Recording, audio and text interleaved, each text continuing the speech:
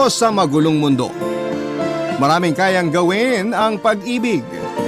Pag-ibig na nagdurugtong sa mga puso at siya ring nagdudulot ng matitinding pagsubok na kakaharapin kahit kumapit na sa patalim. Ikaw kabarangay, kaya mo rin bang humantong sa isang sakripisyo para sa iyong minamahal kahit madungisan pa ang iyong dangal? Dear Papa Dudut, isang pagbati po sa inyong lahat na nakikinig sa Barangay Love Stories ngayong araw. Isa po ako sa mga masusugid ninyong tagapakinig at laging nakatutok sa inyong programa sa radyo. Maricel na lang po ang itawag nyo sa akin, 33 years old na ngayon. Simpleng may bahay lamang ng aking kinakasamang si Martin. 12 years na kaming nagsasama at mayroon na rin kaming 3 anak. 10 taon na ang panganay ko, 7 taon ang pangalawa at 3 taon naman ang bunso. Nangyari po itong bahagi ng buhay ko na nais kong ikwento halos 2 taon na ang nakakaraan. Papadudot pangangalakal ng basura ang kinalakhan kong hanap buhay dahil elementary lang ang natapos ko. Sa aming magkakapatid, ako yung pinakamahiyain at mahina ang loob. Maliit na babae lamang ako at may katabaan. Hindi rin ako kagandahan pero sapat na ang lahat ng katangian ko para magustuhan ni Martin. Madalas akong sinasabihan na walang diskarte at walang mararating dahil palagi lamang ako nasa loob ng bahay. Ngunit para sa akin ay kontento na ako sa buhay na meron ako. Kahit na sa buong buhay ko ay tutol ang aking ina sa mga naging desisyon ko sa buhay. Lalong-lalo na sa pagsasama namin ni Martin. Kasing edad lamang kasi ng aking ina si Martin at parang tatay ko na rin daw ito kaya gano'n na lamang ang pagtutol niya sa relasyon namin. 55 years old na si Martin noong magkakilala kami. Isa sa mga nagustuhan ko sa kanya ay ang maala Roy Vinson niyang datingan. Matangkad, mabigote at matikas tignan. Kaya naman kahit malaki ang agwat ng aming edad ay agad ko rin siyang nagustuhan. May 8 siyang anak sa yumaon niyang asawa at lahat ay may mga trabaho na. Hindi magandang relasyon ang mga ito kay Martin dahil sa pananakit niya sa mga anak noon. Kaya wala ni isa sa mga ito ang kasama niya. Nang mag-decide na kaming magsama, Papa Dudut, ay doon na kami tumira sa bahay na tinutuluyan nila ng yumaong asawa ni Martin. Maayos naman ang sitwasyon namin noon at nakakaraos pa rin sa pang-araw-araw. Nagtatrabaho bilang construction worker si Martin at ako naman ang namamahala sa maliit naming tindahan. Kahit may mga naririnig ako noon tungkol sa mga pananakit niya, sa nauna niyang pamilya ay tila naging bingi at bulag na lamang ako dahil nararamdaman ko namang mahal na mahal niya kaming mag-iina, Papa Dudut.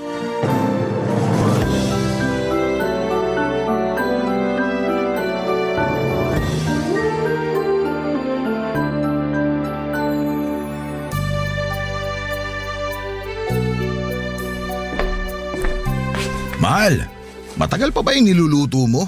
Medyo tomguts na ako eh. Sandali na lang. Maluluto na rin tong tilapia. Pakitawag mo na nga yung mga bata para sabay-sabay na tayong kumain. Sige, tatawagin ko sila mamaya. O heto na yung tilapia. Teka, gagawa ko ng sausawan. Mas masarap kung may toyo at kalamansing ka-partner to. Naku, sana gumawa ka na kanina habang hinihintay mong maluto tong tilapia. Lalo tuloy ako nagutom nung hinahin mo na to sa mesa. Ang sarap oh. Sige na, bibilisan na. Ikaw talaga, gutom ka lang eh. Hindi lang to sa gutom, mahal. Sadyang masarap ka lang talaga magluto. Kaya nga ako nahulog sa'yo, hindi ba? Sus, napaka-bolero mo talaga. Pritong isda lang naman yung ulam natin. Ano ka ba, mahal? Kahit anong putahe pa yan, sasarap talaga kapag dumaan sa mga kamay mo. Pero sa tingin ko, may mas masarap pa rito. Mahal, ano ka ba? Nasa hapagkainan tayo. Tsaka baka marinig tayo ng mga bata. Ikaw kasi, hindi ko tuloy mapigilan ng sarili ko. Ay nako, kumain na tayo. Tawagin mo na yung mga bata. Okay, sige. Ay, siya nga pala. Magsisimula na raw yung gagawin naming eskwelahan sa bayan. Mukhang matagal-tagal bago matapos yun kaya mapapalaki pa natin tong tindahan. Huwag lang sanang maputakti ng utang. Maayos naman ang benta ng tindahan. Kahit papano may kinikita naman tayo sa araw-araw. Pandagdag puhunan din para sa mga susunod na pamimili ko. At saka wala namang ibang umuutang kundi si Maring Seling lang. Ayos lang kung sisiling ang mangungutang. Lingguhan naman sila kung magbayad eh. Isa pa, kasama ko naman sa trabaho ang asawa niya. Good payer yun. Mabuti naman kung ganun. Hindi rin naman basta-basta ang pagbawi ng puhunan. Siya nga pala, inaalok din ako ng bagong lipad dyan sa paupahan sa may kanto. Tinatanong kung gusto ko raw mag-reseller ng dishwashing liquid at mga sabon. Ang kaso, kailangan din malaki-laking puhunan. Hindi pa naman sapat yung perang hawak ko kaya sabi ko sa kanya, sa susunod na lang kapag kumpleto na. Sabihan ko lang daw siya at siya mismo ang order online. Malaki raw kasi ang kikitain. Triple ng puhunan. Online? Nako, baka mamaya scammer yan. Hindi naman siguro. Pinapahanap pa nga ako ng ibang interesado maging reseller para mas marami raw kami nga asenso agad dito sa barangay natin. Ang bait niya, di ba? Ay nako, busisiin mo muna yan bago ako magbigay ng pera. Mahirap na. Marami na akong naririnig na scam sa ganyang klase ng negosyo. Sinasabi lang nilang malaki ang kikitain pero scam naman pala. Ayun, parang nilipad lang ng hangin ang perang pinaghirapan nila. Kahit isang balde pa ng luha ang iluha nila, malabo pa sa sabaw ng pusit na maibalik yung pera. Mabuti na lang pala't sinabi mo yan. Naku, nakakatakot din palang sumubok sa ganyang klase ng negosyo. At saka hindi pa naman nating lubusang kilala yung nag-aalok sa akin. Bago lang dito sa atin Kaya nga huwag ka basta-basta magtitiwala. Pagtutuunan ko na lang siguro ng pansin yung tindahan. Siya nga pala, mahal. Kumusta pala yung mga anak mong nasa Pangasinan? Ay, ewan ko ba sa mga batang yun? Mukhang ayaw talaga akong kausapin. Yung bunso ko lang ang malapit sa akin Oh, may inaasahan ka bang pupunta ngayon dito sa bahay? Wala naman. Ako na magbubukas. Sandali lang. Nay, kayo pala. Tuloy ho. Napasadya ho kayo. Baka may sobra pa kayong bigas dyan. Bigyan mo muna ako kahit 2 taka lang. Ibabalik ko rin. Naubusan na kasi kami Bukas pa makakabili. Sige ho, Nay. Pasok po kayo dito sa loob. Sandali lang at ikukuha ko kayo. Baka gusto niyong kumain. Sakto, naghahapunan na kami. Ay naku, hindi na. Baka maging utang na loob ko pa dyan sa asawa mo. Nay Lucia, nandyan pala kayo. Kain o. Hoy Martin, tigil-tigilan mo nga ako dyan sa pagtawag mo ng Nay Lucia ha? Kinikilabutan ako. Huwag kang umasta na parang kaidaran mo lang ang anak ko. Amoy na amoy ko na yung pagiging luma mo.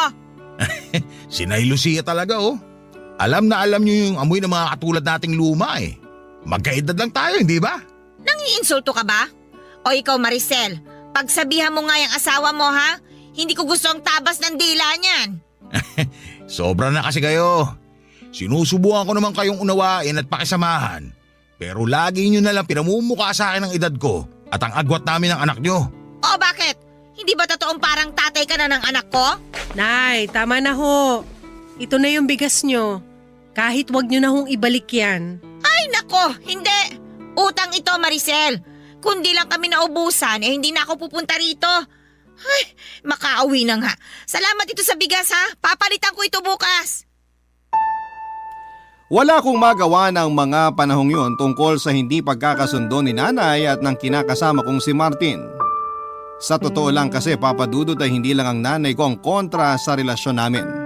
Kahit ang ilan sa mga kakilala ng pamilya namin ay nakikisawsaw at palagi na lamang kaming topic sa mga tsismisan. Sa mga unang taon ng pagsasama namin, papadudot ay masaya ako dahil nakikita ko ang pagiging responsable ni Martin. Bagay na hindi niya raw nagawa sa nauna niyang pamilya. Naniwala naman ako sa mga ipinapakita niya dahil ganon ko siya kamahal. Hanggang sa nakita ko ang unti-unti niyang pagbabago. Mula nang magtrabaho si Martin sa ginagawang eskwelahan ay madalas na siyang umuuwi ng lasing matapos nilang sumahod. Tuwing Sabado kasi ibinibigay ang sahod nila sa buong linggong pagtatrabaho. Pinagsasabihan ko naman siya pero nauuwi lang sa pagtatalo ang usapan namin, papadudot. May mga panahon na nasasaktan na rin ako ni Martin ng pisikal. Sampal, suntok, sa sikmura at minsan ay tinatadyakan na rin ako tuwing umiinit ang ulo niya.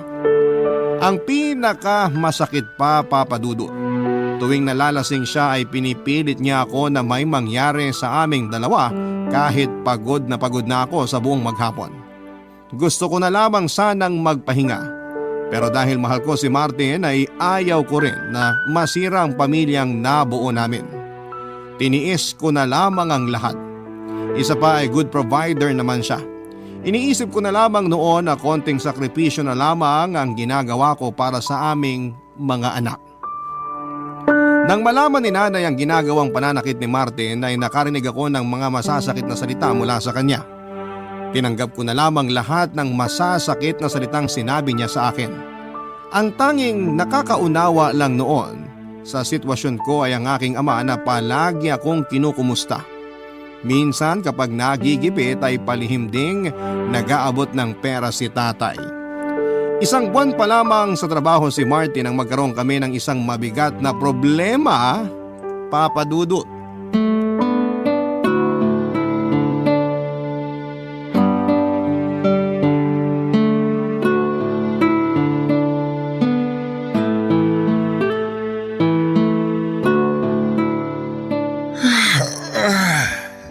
Ay, nakakapagod talaga. Tindi pa ng init kanina. Hindi naman pwede mong pahinga kami ng matagal. Buhay pa ako pero para na ako sinusunog sa impyerno. Tapos inaabot pa ng kamalasan.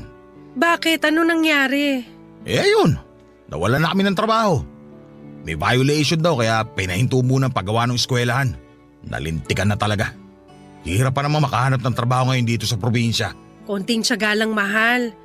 Hayaan mo at kapag lumaki-laki na rin yung bunso natin, maghahanap na ako ng trabaho para may katuwang ka na sa mga gastusin dito sa bahay. Ayan ka na naman. Pagtatalunan na naman ba natin yan? Pasensya ka na. Baka lang kasi nahihirapan ka na mag-isa na inaako lahat ng gastusin. Kaya ko naman magtrabaho kung pwede lang. Pero kung ayaw mo, hindi ko naman ipipilit. Hanggat kaya ko pa magtrabaho, dito ka lang sa bahay. Sino pang gagabay sa mga anak natin habang wala ako kung mawawala ka rin dito? Baka lumaki silang pariwara. Naisip ko lang naman yon. Hindi na, para hindi umuusok ang tenga mo dyan. Paulit-ulit na lang kasi. Hindi na nga. Siya nga pala, di ba may inaalok na trabaho sa'yo si Paring Fernan? Hindi mo ba gusto yon? Mukhang malaki naman ang sahod. Sus, sa Rizal pa yun, mahal. Malayo rito sa atin. Mahirap naman kung mapapalayo ko sa inyo. Alam mo naman kapag nasa trabaho ko, hindi basta-basta nakakauwi. Baka hindi ko namamalayan na sa tagal ko na pala ron hindi ko na nasusubaybayan ang paglaki ng mga anak natin. Ano ka ba? Sa Rizal ka lang naman pupunta, hindi sa ibang bansa. Imposible naman na hindi ka makauwi kahit isang beses lang sa isang buwan. May day off ka naman. Ay nako, basta. Kung may mahanap ako ibang trabaho rito, mas yun pa rin ang papatusin ko. Ayoko talaga ron. Sige, ikaw ang bahala. Nabangkit ko lang naman. Siya nga pala, mahal. Ipinahilot ko si Bunso kanina. Nilalagnat na naman kasi. Na naman? Pero pinatawas ko na rin kanina. Malamang bukas mawawala na rin yung lagnat niya. Masyado ka naman nagpapaniwala sa mga tawas-tawas na yan. Dinala mo na ba sa center? Hindi pa nga Akala ko kasi mawawala rin yung lagnat. Oh, mataas pa rin ba lagnat? Nawala naman kanina. Teka, titignan ko nga ulit. Sana kasi pinatignan mo muna sa center kanina. Paano kung hindi lang basta lagnat yan? May thermometer naman dyan. Tignan mo kung mataas ang lagnat ng maagapan. Eto na nga, chinecheck ko na. Naku, ganun pa rin pala. Hindi bumaba. Sa ospital mo na ipa-check up si Bunso bukas. Dali mo na lang yung perang sinahod ko nung huling linggong trabaho ko. Kikitain ko pa rin naman yon. Ang mahalaga, mapatignan sa doktor si Bunso. Sige. Pero paano yung iba pa nating gastusin? Magbabayad pa tayo ng kuryente at tubig. May babayaran pa sa school yung 2 anak mo. Bahala na. Gagawan ko na lang ng paraan. Mahal, may nakalimutan pa pala akong sabihin. Ano yun? May iba ka pang babayaran? Naku, hindi. Tungkol pa rin dun sa trabahong alok ni kumpare. Ano ba naman yan? Hindi ba napag-usapan na natin yan kanina? Ayoko nang paulit-ulit. Alam ko. Pero pwede bang pakinggan mo muna ako? Ay. Oh, ano ba yung sasabihin mo? Kapag tinanggap mo raw yung trabaho, matatanggap mo raw agad yung kalahati ng sweldo mo. Naisip ko lang, kung tatanggapin mo yung alok niya, madali ka makakapasok doon dahil kakilala naman niya yung may-ari ng resort. Bakit? Wala na ba talaga silang mahanap na ibang caretaker sa resort na yon? Meron naman siguro pero baka pinipili lang niya yung mga kakilala. O siya, sige. Mukhang matatagalan rin naman bago ako makahanap ng bagong trabaho. Sige, kakausapin ko si pare para tanggapin yung inaalok niya. Mabuti kung ganun. At saka hindi na yun kasing bigat ng trabaho mo sa construction. Naisip ko na nga rin yun. Matagal nang nabanggit sa akin yan ni Fernan. Pero malayo kasi dito kaya hindi ako naging interesado. Masasanay ka rin naman, mahal. Papadudot nang dalhin ko sa ospital ang bunso namin ay doon ko nalaman na may dengue na pala siya at nangangailangan kami ng perang panggastos sa ospital. Natuloy din sa pag-alis si Martin patungong Rizal para magtrabaho doon bilang caretaker sa isang resort. Maayos naman ang trabaho niya at regular na nakapagpapadala sa amin ng mga anak niya. Nang makalabas ng ospital ang bunso namin ay inasikaso ko naman noon ang tindahan namin na matagal-tagal ding walang kinita. Nung una ay hindi ko maiwasang mangulila kay Martin. Nasanay kasi ako na palagi kaming magkasama. Kahit nasasaktan niya ako ay hindi naman mawawala o mababawasan ang pagmamahal ko para sa kanya. Halos gabi-gabing tumatawag si Martin para mangumusta sa amin. Kaya kahit papaano ay nababawasan din ang pangungulila ko sa kanya. Kahit malayo ay nararamdaman ko na mahal niya kaming mag-iina. Halos hindi na siya magtira para sa sarili niya tuwing nagpapadala siya ng pera dahil gusto raw niyang mabili lahat ng kailangan ng 3 naming mga anak. Hanggang sa magkaroon na naman kami ng isang malaking pagsubok na hindi ko akalaing magpapabago sa pagsasama namin ni Martin. Tumawag siya sa akin at sinabing umiihi na raw siya ng dugo. Dahil hindi na makapasok sa trabaho ay umuwi na lamang siya sa amin. At doon na rin kami nagkaroon ng pagkakataon na ipa-check up siya. Matapos nga ang ilang pagsusuri sa kanya ay nakitaan siya ng bato sa pantog na 3 cm na ang laki at ayon sa doktor ay nakakailangan ng agarang operasyon upang matanggal ito. Nang mga panahong yon ay hindi ko na alam kung saan pa kukuha ng perang gagastosin namin. Wala na kasing natira sa huling sinahod ni Martin dahil sa check-up pa lamang niya ay napagastos na kami. Kinakailangan din siyang ilipat ng ospital dahil hindi na kaya ng ospital sa amin ang isasagawang operasyon sa kanya. At dahil nga sa desperada na ako noon ay naglakas loob ako na humingi ng tulong sa mga anak sa una ni Martin. Inaasahan ko na ang magiging reaksyon nila dahil batid ko na hindi pa nila kayang patawarin ang kanilang ama.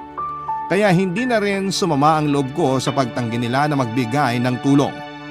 Mabuti na lamang at may 2 sa kanila ang patagong nagpaabot ng kaunting tulong para sa panggastos naming mag-iina.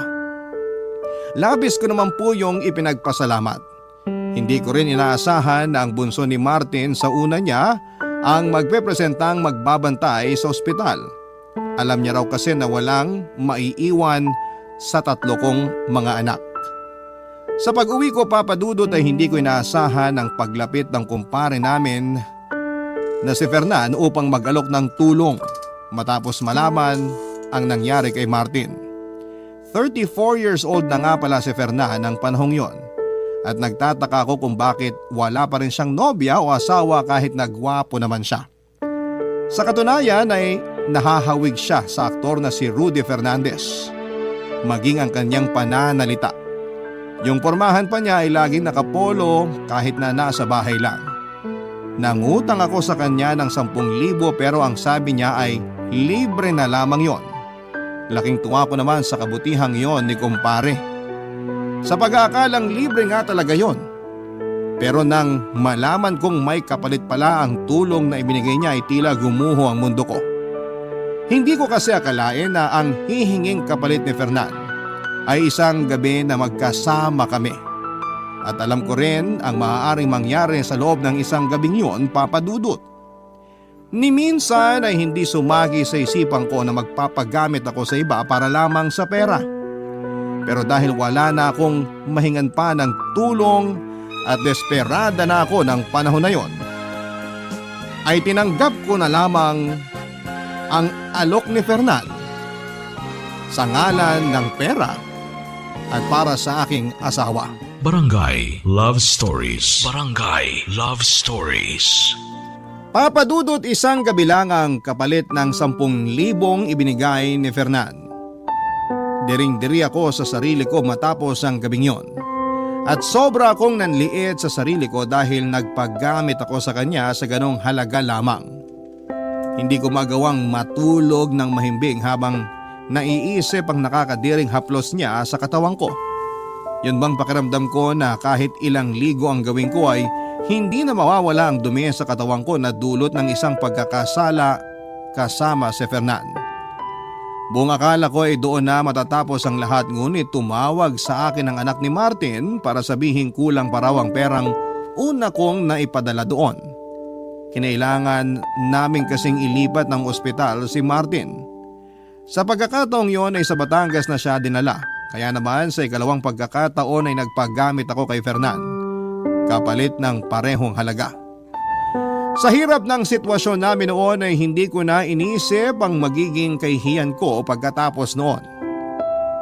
Nang mag-offer pa si Fernan ng kung ano-anong makakatulong sa aming mag-ina ay hindi ko na lamang tinanggihan. Madalas siya sa aming bahay at doon na rin nagpapalipas ng gabi. Walang gabi na walang nangyayari sa amin, Papa Dudut. Tipong isang kalabit niya lamang ay alam ko na ang susunod na mangyayari. Doon ko rin natuklasan na hindi lamang likas na mahilig si Fernan kundi may lihim pala siyang pagtingin sa akin noon pa man. Dahil patuloy ako sa pagpapadala ng pera para sa gastusin sa ospital ay nagtaka na noon si nanay kung saan ako kumukuha ng pera. Alam naman niya na wala akong trabaho at matumal na rin ang benta ng maliit naming tindahan lalo't halos hindi na ito nalalamnan. Mula kasi nang mawala ng trabaho si Martin ay hindi na ako muli pang nakapamili. Nahirapan na rin akong maningil kina Celine na malalaki na ang utang sa tindahan namin dahil nagkaroon din sila ng problema. Dahil madalas ding nakikita ni nanay na nagpupunta sa bahay si Fernan ay hindi na niya napigilang magduda. Nagpasya na siya noon na kausapin ako ng masinsinan, Papa Dudut.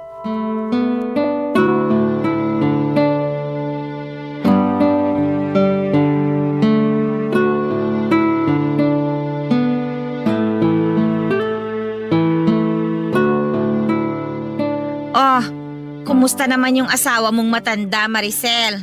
Nay naman, wag naman ho kayong ganyan kay Martin. Na-ospital na nga yung tao. Aba, anong gusto mo? Makipagplastikan ako? Kunwari, alalang-alala ko sa kinakasama mo? Hoy, kilala mo ako, Maricel, ha? Nay, hindi ho yan yung kailangan ko ngayon. Siya, sige. Palilipasin ko muna ang araw na ito na wala akong sasabihing masama tungkol sa kanya.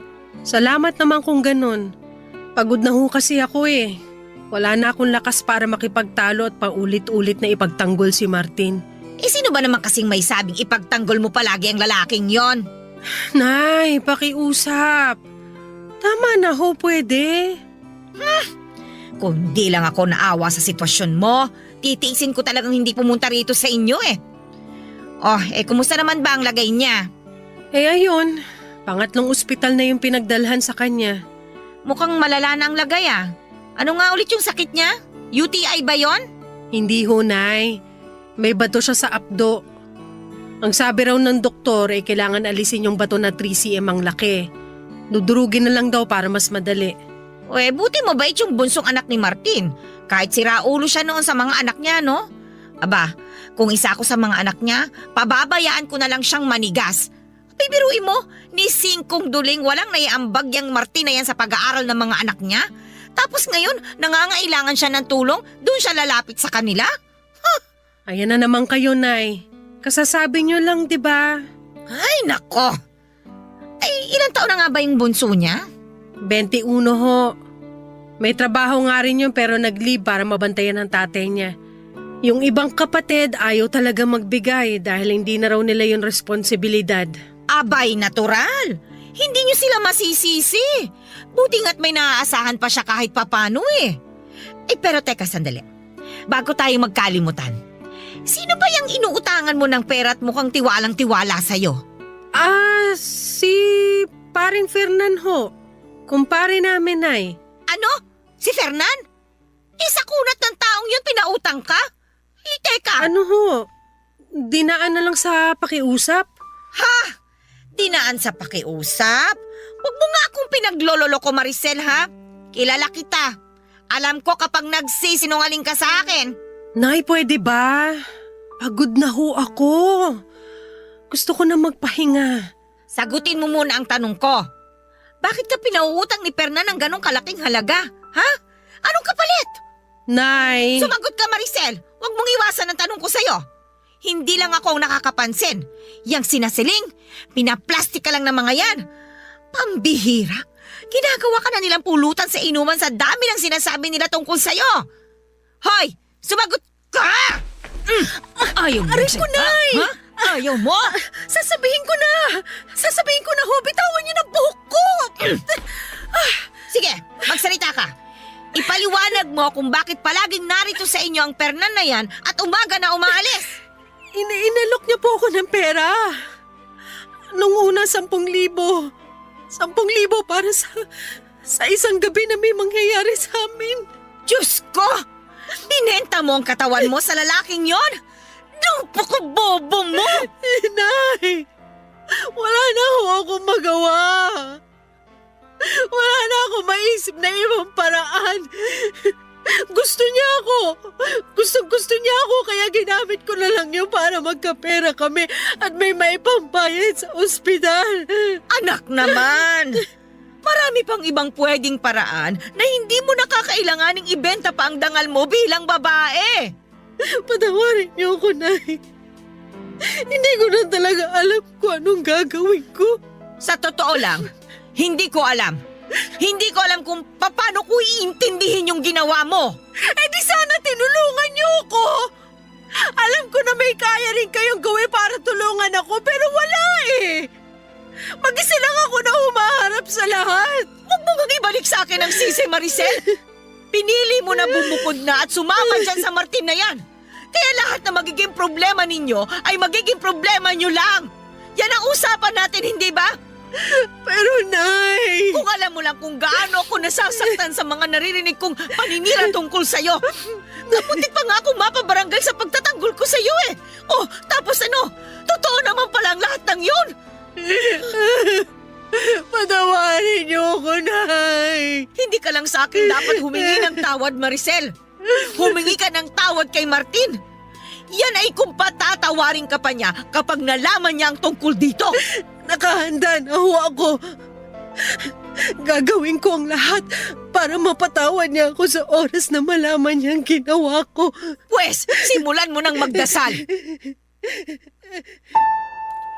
Papadudot labis na kahihiyan ang inabot ko nang makumpirma ang sinabi sa akin ni nanay tungkol sa kumakalat na usap-usapan. Maraming nagsasabi na hindi na raw ako naawa kay Martin na naghihirap sa ospital. Samantalang ako ay mas piniling mga bit na lamang. Dahil nga rin sa mga nangyari, muli kaming nagkasira ng aking ina. Hindi na siya pumunta sa bahay tulad ng madalas niyang ginagawa noon. Masakit para sa akin yon pero sabi naman ng tatay ko ay ako na lamang ang magpasensya kay nanay. Patuloy pa rin ang pagbisita sa bahay ni Fernan. Minsan ay nagdadala siya ng masasarap na pagkain para sa mga anak ko at madalas ay may kasama pang mga laruan. Tulad ng mga naunang pagbisita ni Fernan ay paulit-ulit pa rin na may nangyayari sa aming dalawa. Ang kapalit noon ay hindi niya pababayaang magutom kaming mag-iina. Inalok pa nga ako ni Fernan ng malaking puhunan para sa tindahan. Naging bulag at pipina lamang ako sa mga panghuhusga sa paligid ko, papadudot. Hindi ko naman kontrolado ang isip ng mga tao kaya wala na akong magagawa doon. Dinedma ko na lamang ang kumakalat na chismis dahil mas mahalaga sa akin ang buhay ng pamilya ko kesa sa sarili kong dignidad ng mga panahong yon.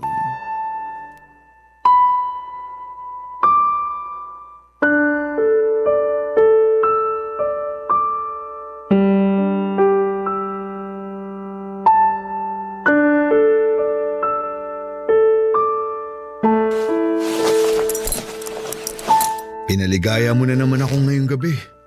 Ibang klase ka talaga, Mare. Ang galing mo. Napakaswerte sa'yo ni paring Martin.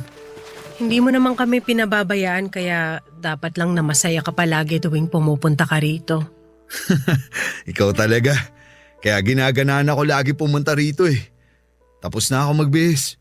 Magkwentuhan muna tayo sandali bago ako umalis. Tabihan kita dito sa kama ha. Wala ka bang gustong ipabili? Dito ko kasi balak maghapunan bukas. Bakit? Wala ka bang ibang lakad o ibang gagawin bukas? Wala. Yung iba pinakancel ko na para mas mapadalas pa ako rito. Ganun ba? Ikaw ang bahala kung dito mo talaga gusto maghapunan. Yan ang gusto ko sa'yo. Mabilis kang kausap. Hindi mo na ako pinahihirapan pa. Baka naman pwedeng isa pang kiss dyan. Anong kiss? Kota ka na nga kanina eh. Di ka pa ba nagsasawa? Halos makabisado mo na nga ang bawat sulok ng katawan ko. Ako naman to. Sige na, huwag ka nang pakaipot. Huwag mo sabihing naiilang ka pa rin sa akin. Hindi no. Teka, kailangan ko na rin palang magbihis. Baka magising na yung bunso ko. Hindi ko pa yun natitimplahan ng gatas eh. Sandali lang. Usap muna tayo. Pero yung anak ko, Fernan. Sandali na lang naman to. Uuwi na ako mamaya. Pagbigyan mo na ako na sulitin ang natitirang oras ko rito. Ano ba kasing gusto mong pag-usapan? Halos lahat naman na pag-usapan na natin. Yung puhunan mo sa tindahan. Di ba't sinabi ko na rin sa'yo na hindi mo kailangan magbigay ng puhunan? Sobra-sobra nang naitulong mo sa aming mag-iina. Pero ako naman ang may gusto nun. Ang totoo niyan, hindi lang puhunan para sa tindahan ang makukuha mo kung sakali. Anong ibig mong sabihin? Simple lang, Maricel. Sumama ka na sa akin. Kahit isama mo pa ang mga anak mo. Kaya ko naman silang buhayin. At ikaw, kaya kitang pakasalan. Lahat ng meron ako, magiging sayo. Ano? Nababaliw ka na ba? Hindi yan kasama sa usapan natin, Fernan. Alam ko. Kaya nga inaalok kita ngayon. Iwan mo na ang asawa mo. Wala ka namang ibang mararanasan kundi hirap kapag siya ang kasama mo. At sino ka sa tingin mo para pakinggan ko ang sinasabi mo? Sa nanay ko nga pinaglaban ko si Martin tapos ikaw? Gusto mo na iwan ko siya para sa'yo? Desperada lang ako pero hindi pa ako nasisiraan ng ulo. Aba, at talagang ikaw pa ang mag-iinarte ngayon? Bakit? Akala mo ba sobrang ganda mo para kabaliwan ka? Mukha ka ng tuyot nang makuha kita. Pasalamat ka nga't nagtyaga pa ako sa'yo at nagbayad ng halagang sobra-sobra pa para ibayad sa karakas mong babae ka! Hayop ka? Ang kapal na mukha mo! Serbisyo ko lang ang binayaran mo at hindi yung buong pagkatao ko! Kaya wala kang karapatan na sabihin ako ng ganyan! Hoy Maricel, pwede ba huwag kang pa-virgin dyan? Matanda nga, pinatos mo. Tapos ako na higit na mas bata at kayang-kayang ibigay ang luho mo. Hindi mo pagbibigyan. Alam mo kung bakit? Dahil walang matinong babae ang magtsatsaga sa'yo. Maaaring papatulang ka lang dahil sa pera mo pero walang magkakagusto sa taong katulad mo, Fernan! Manahimik ka! Dami mong sinasabi! Pagkatapos mong pakinabangan ng pera ko, gaganyanin mo ako! Pwes, hindi ka magiging kawalan sa akin! Dahil kaya ko magbayad ng babaeng higit pa sa'yo! Kung ganun, ano bang ginagawa mo rito? Umalis ka na! Ako pa ngayon ang ipinagtatabuyan mo? Samantalang sa amin ni Martin, mas may silbi ako. Mas kaya kitang buhayin kaysa sa kanya. Ewan ko nga't bakit ang hina niyang kukote mo eh. Huwag mong ikukumpara sa'yo si Martin. Dahil siya, hindi na kailangan ng pera para magustuhan siya at mahalin. Hindi tulad mo. Kung wala kang pera, tatanda ka na lang na mag-isa dahil walang matinong babae na magmamahal sa'yo. Sumusobra ka ng hayop ka ha? Walang niya ka talaga! Umalis ka na! Hayop! Talagang aalis ako, pero hindi ka pabayad sa lahat. Babalik ako rito para maningil at wala ka nang magagawa. Sabi na umalis ka na! Umalis ka na habang nakakapagtimpi pa ako sa'yo! Babalik ako! Tandaan mo Maricel, sa laki na lang naibigay ko sa'yo, pagmamay-ari ko na ang katawan mo! Papadudot labis kong pinagsisihan ang ginawa kong pagpapakababa ng pagkatao kay Fernan ng dahil sa pera.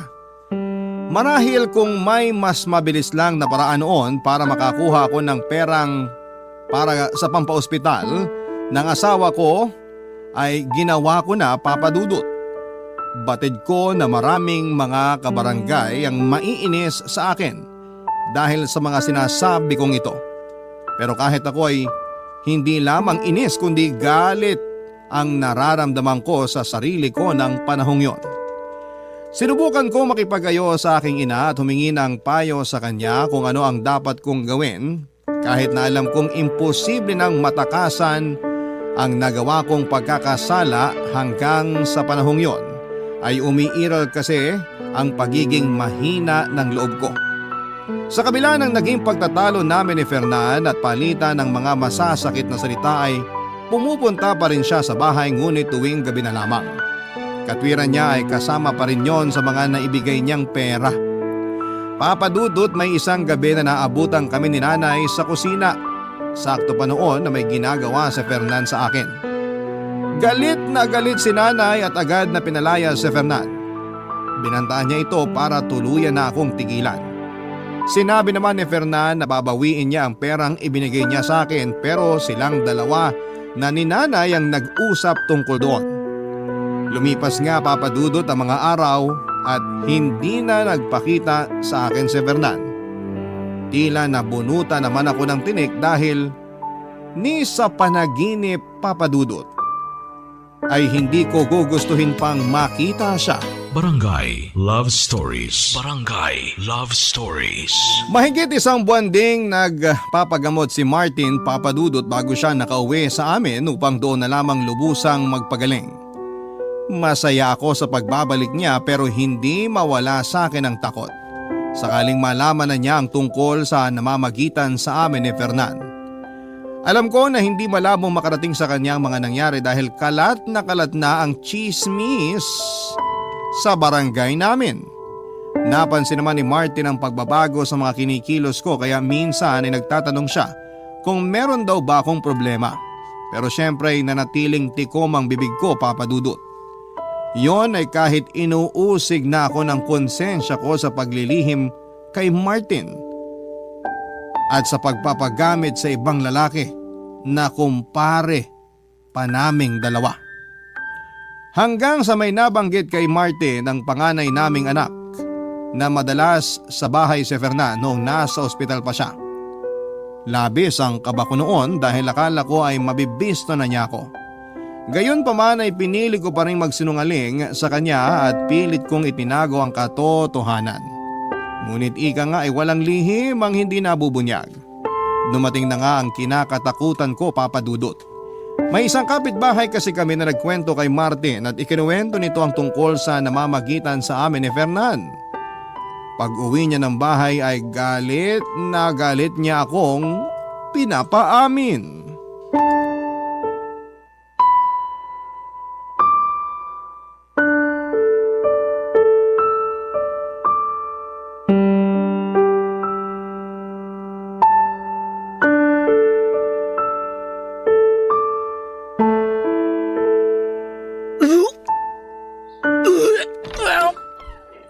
Maricel, ano nangyayari?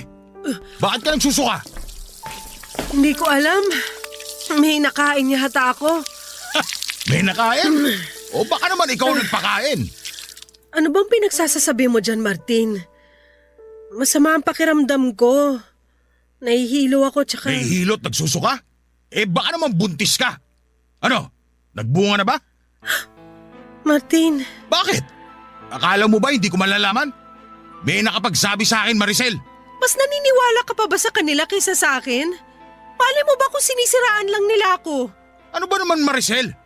Hindi ka pa rin ba aamin?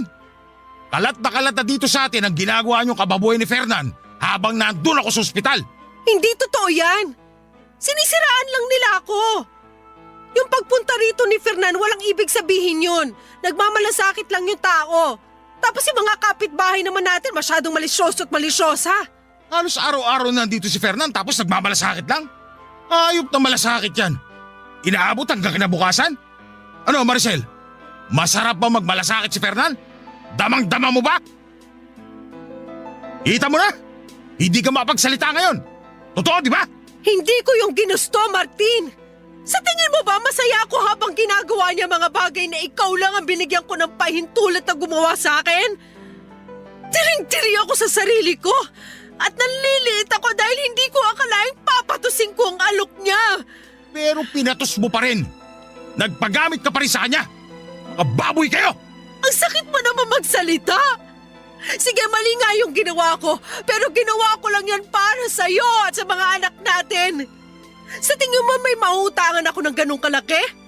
Wala magtitiwala sa akin dahil mukha ako mas mahirap pa sa daga. Wala na tayong kapera-pera at wala na rin tayong ibang aasahan. Anong gusto mong tubukin ngayon? Na dapat pa ako magpasalamat? Dahil nagpakalipin ka sa kama kasama ang Fernan na yon? Wala nga akong nakitang pagsisisi sa'yo nung unang dating ko rito eh. Kung talagang nagsisisi ka, sana sinabi mo na lang kagad ang totoo. At hindi mo na ako pinabukang taha. Nakakagago eh! Martin! Tama na! Tumigil ka na! Huwag mong sipain yung upuan! Kasalanan mo lahat to! Kung hindi ka lumandi kay Fernan, hindi ito mangyayari! Sinabi ko naman sa'yo, di ba? Hindi ko ginusto yon. At wala rin kaming relasyon ni Fernan. Ah, ganon! Wala nga ba talaga? Kilala ko ang lalaking yun, Maricel. Umamin ka nga. Ilang beses na may nangyari sa inyo ni Fernan? 5? O baka higit pa?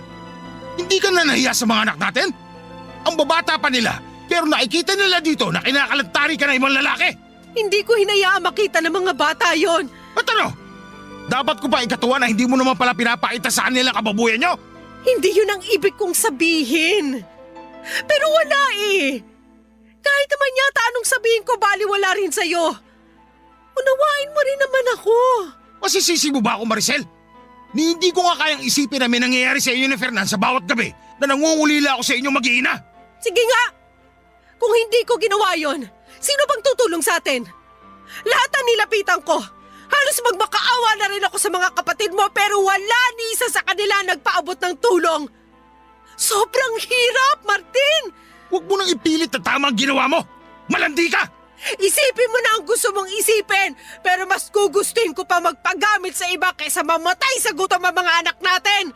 Pambihira ka naman, Maricel. Alam ko na ginawa mo lang yun para sa akin. Pero mas gugustuhin ko pa maghirap kaysa gawin ka kasangkapan ng ibang tao para sa makamundong pagnanasa. Yun ang hindi ko matatanggap! Maniwala ka, Martin!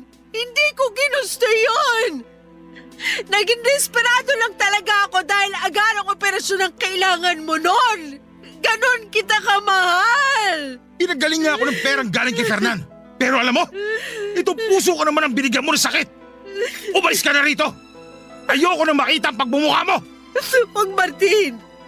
Huwag mo naman gawin sa akin to! Yung mga anak natin, paano sila? Kailangan nila ako! Makiusap, huwag mo naman paabutin sa ganito. Buo na ang desisyon ko, Maricel. Lumayas ka sa pamamahay ko! Isasama ko ang mga bata! Wala kang isasama ni isa sa kanila! Napapaliw ka na ba? Kailangan ako ng bunso natin. Kung paalisin mo ako rito, isasama ko siya. Hindi ko hayaang mapabayaan ang bunso natin ang dahil siya sa galit mo. Labas!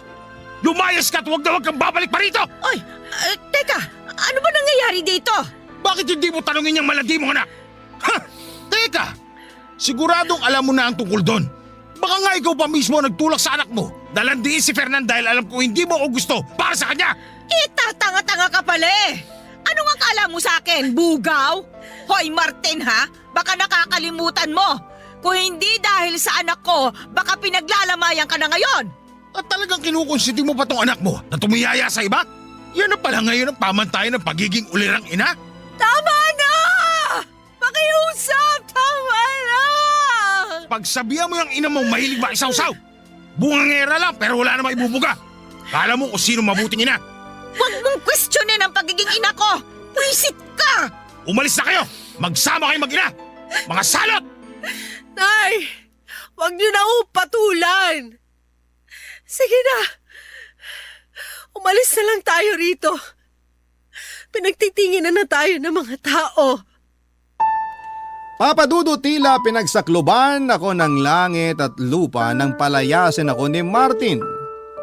Naisama ko naman noon ang bunso naming anak.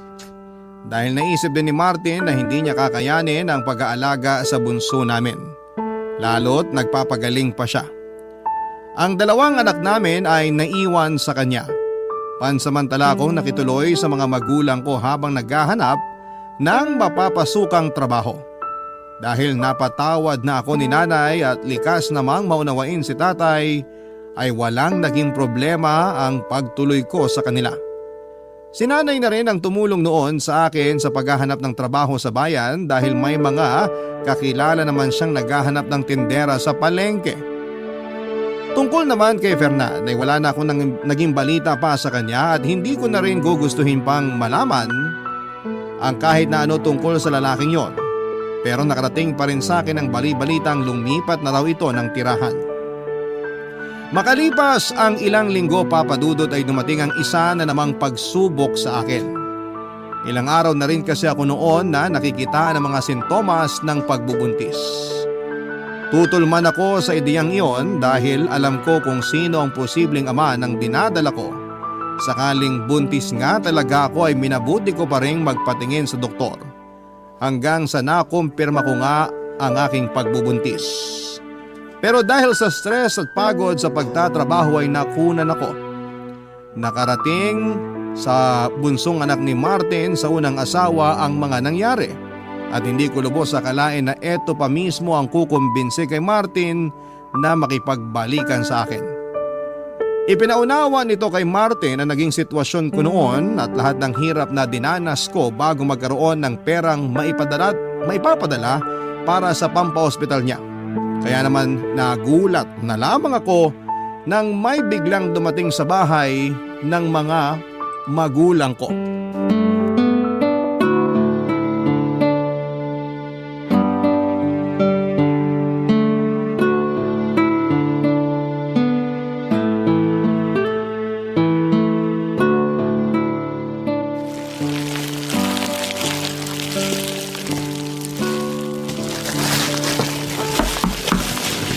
Nay, may inaasahan ba kayong bisita ngayon? Ginabi na yata. Ha? Sino namang magiging bisita ko ng ganitong oras? Siya, sige, pagbuksan mo na at baka may bibili lang ng kalakal. Sandali lang ho! Pakitignan na lang po itong nire-repack ko maninay. Baka kasi gapangan ng ipis. Ako nang bahala riyan. Sino yan?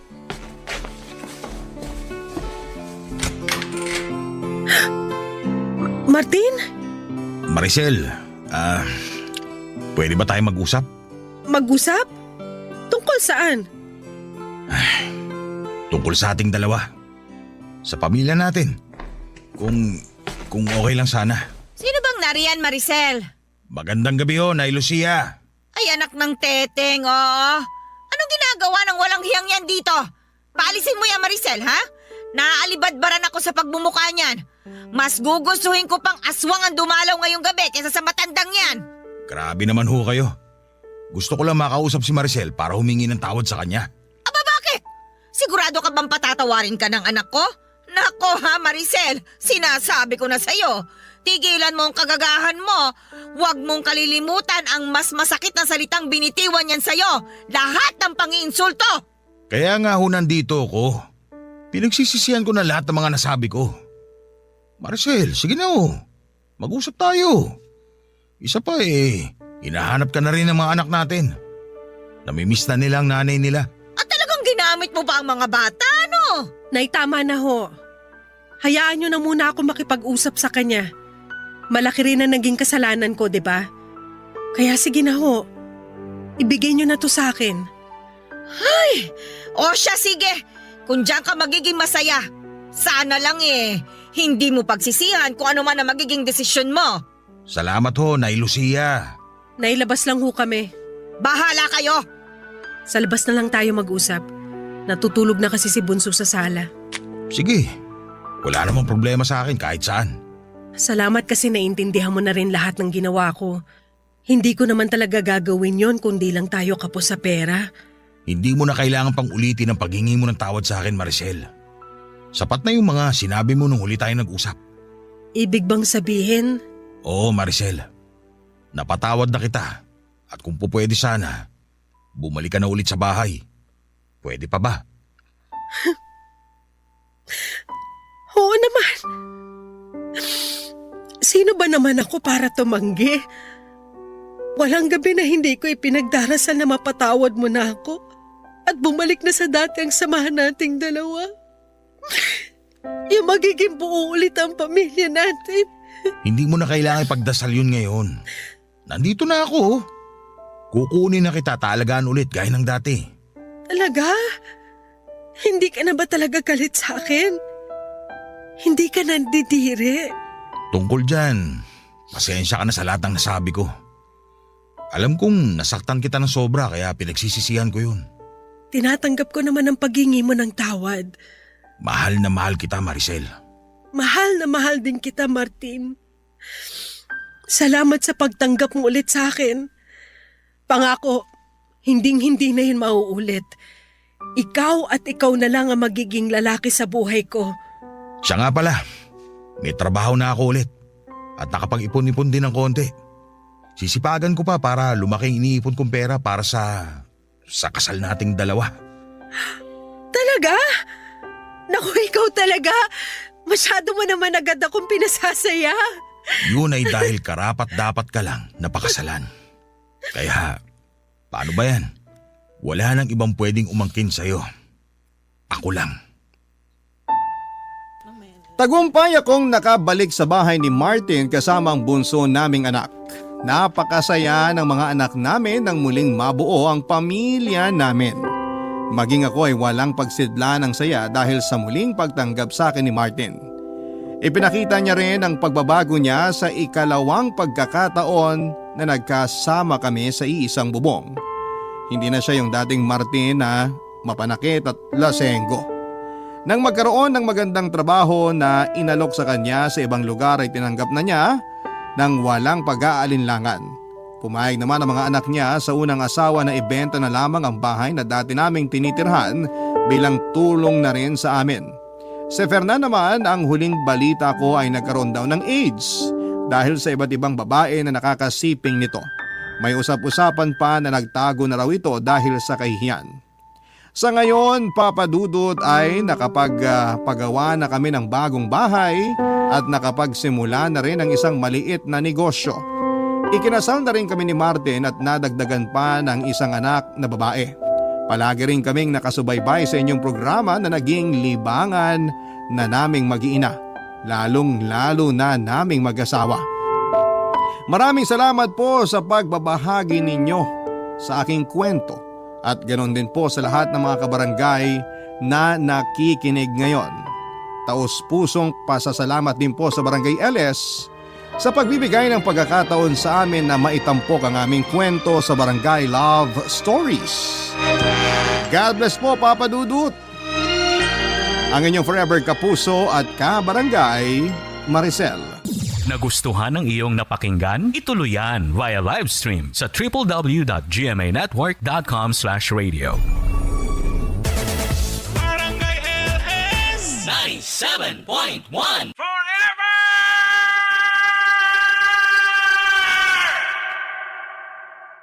Ang mga kwento ng pag-ibig, kwento ng buhay at kwento ng pag-asa dito sa Barangay Love Stories.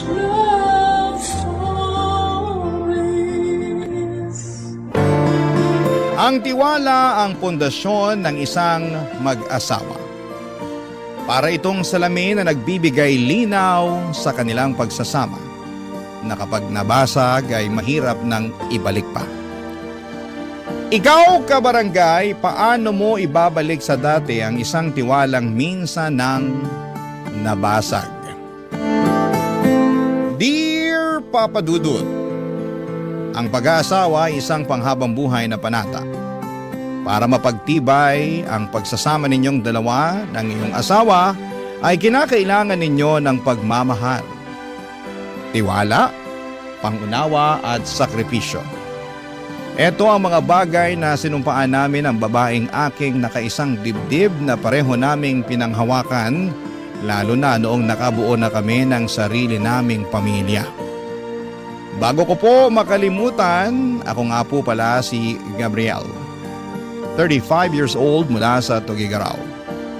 Bago ko nakapagpatayo ng sarili kong negosyo ay dati po akong service crew.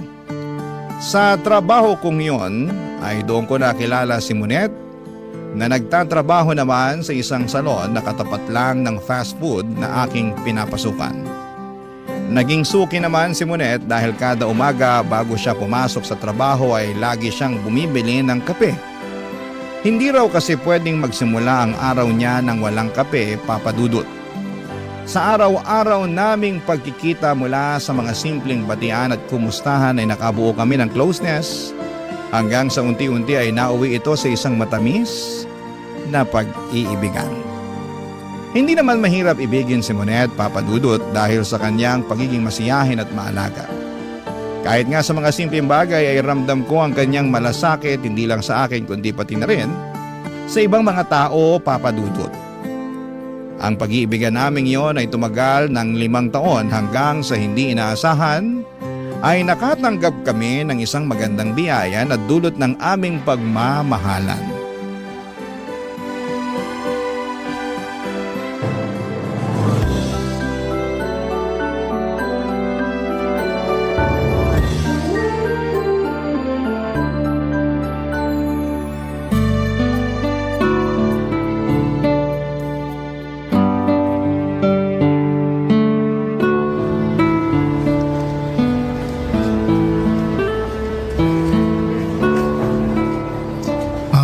Atsara? Oo, yun nga. Pipinan na inatsara. Yun yung gusto ko ngayon. Ang lala mo namang mag-crave. Bakit? Naglilihi ka ba? Daig mo pa buntis ah. Paano kung buntis nga ako? Sus, paano ka naman mabubuntis? Teka ha? Monet, buntis ka ba? Uy, Monet, wag ka namang magbiro ng ganyan. Kapag buntis ba ako, anong gagawin mo? Katulad ka rin ba ng ibang lalaki dyan na duwag? Yung sweet sa una pero kapag nakadisgrasya, tinatakbuhan na yung responsibilidad nila? Siyempre hindi. Hindi ako ganun. Kahit mabuntis ka pa, hindi kita tatalikuran. Hindi kita iiwan kahit ano pang mangyari. Mabuti naman. Dapat lang. Pero hindi ka naman buntis, di ba? Buntis ako, Gabriel. Ha? We, Monet, hindi nga. Totoo ba? Buntis ka nga. Oo nga. Paulit-ulit. Sandali lang. Paano? Ha? Sinasabi mo bang magiging tatay na ako? Magkakaanak na tayo? O sige. Lakasan mo pa para marinig tayo ng mga tao. Para pagchismisan nila tayo. Pagchismisan nila tayo, wala akong pake. Ang mahalaga sa akin, magkakaroon na tayo ng anak. Yes! Woo!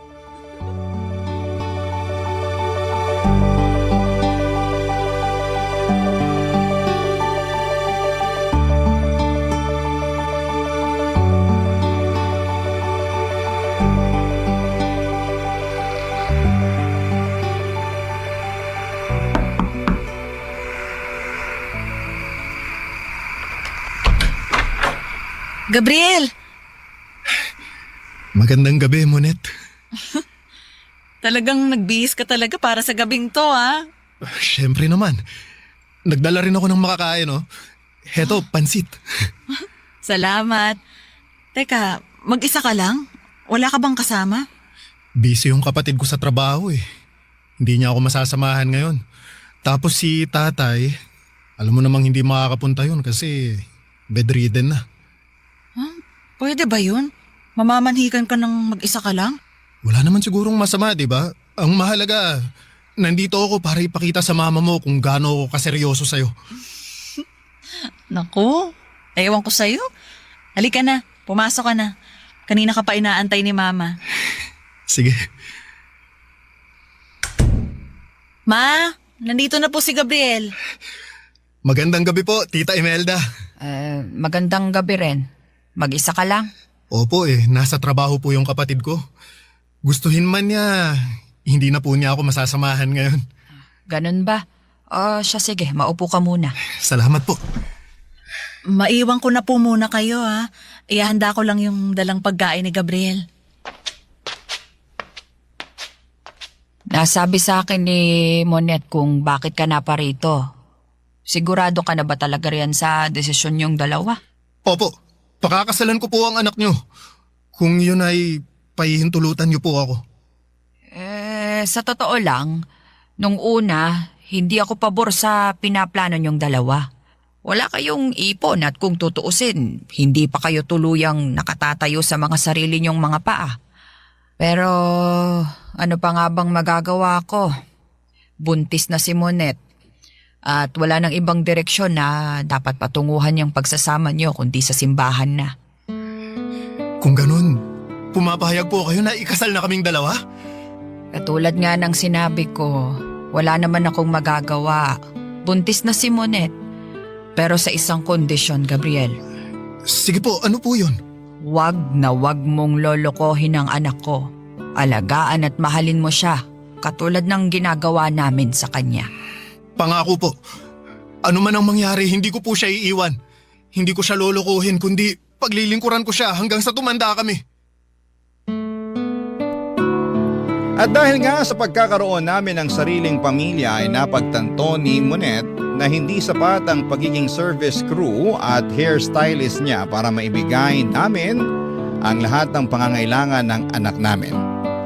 Kaya naman ang ginawa nito ay naghanap siya ng ibang trabaho. Noong tumungtong sa 2 taon, ang anak namin ay naisipan niyang mag-apply sa BPO at mapalad naman siyang nakapasok bilang customer service representative. Papadudot, aminado ako na malaki ang naitulong ng bagong trabaho ni Monet sa buhay namin. Hindi man maganda sa pakiramdam na mas malaki ang kinikita ng asawa ko kumpara sa akin ay malaki pa rin ang pasasalamat ko na dahil sa kanya ay natutustusan namin ang lahat ng pangangailangan ng anak namin.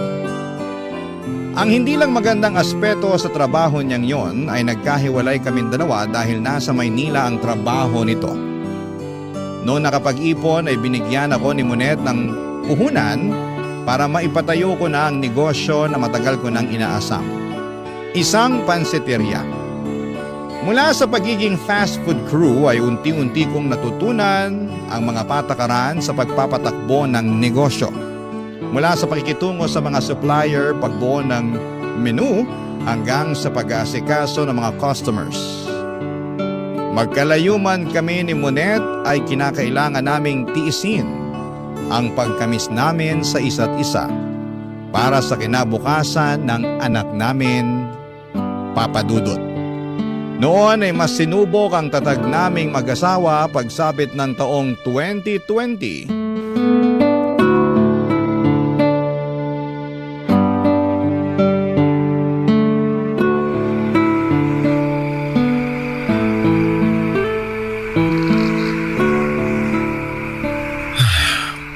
Nakauwi na kaya si Monet? Matawagan nga ulit.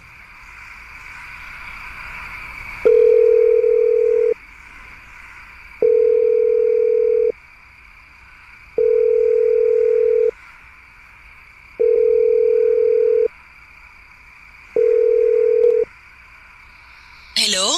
Gabriel? O Monet, mabuti naman sumagot ka na. Kanina pa kita tinatawagan eh. Pasensya ka na ha. Hindi kita masagot kanina. Nasa jeep kasi ako eh. Okay lang. Ano, nakauwi ka na ba sa apartment nyo? Oo. Kararating ko lang.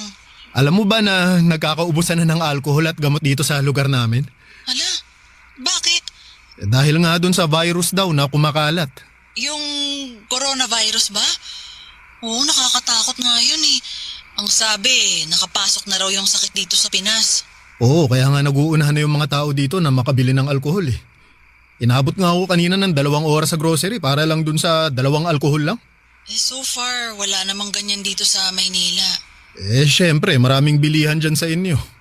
Dito, iilan lang yung mall at saka grocery dito. Baka naman masyado lang kayong OA dyan. Ang sabi naman sa balita, huwag mag-alala eh. Paano hindi mag-aalala yung mga tao bali-balita na magkakaroon daw nung lockdown? Talaga? Wala namang ganyang balita dito ah. Naku, anong wala? Dyan nga ata sa Maynila unang nag-announce na magkakaroon ng quarantine. Ala, totoo ba? Hindi na kasi ako masyadong nakakanood ng balita. Nakakatakot naman. Gano'n na ba talaga kaseryoso? Oo, kalat na kalat yan sa social media.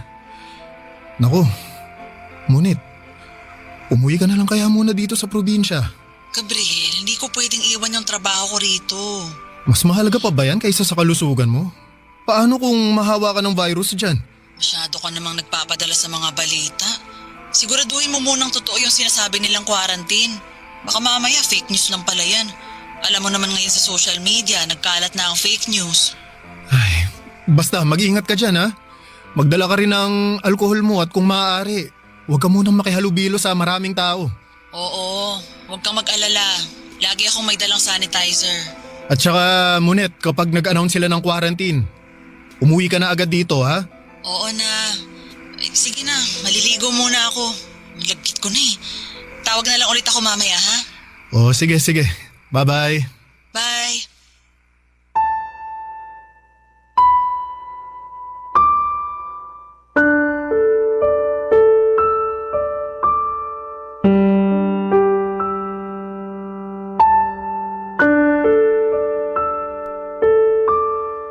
At dahil nga sa lockdown ay napilitan akong isarado ang pansitirya ko, Papa Dudut.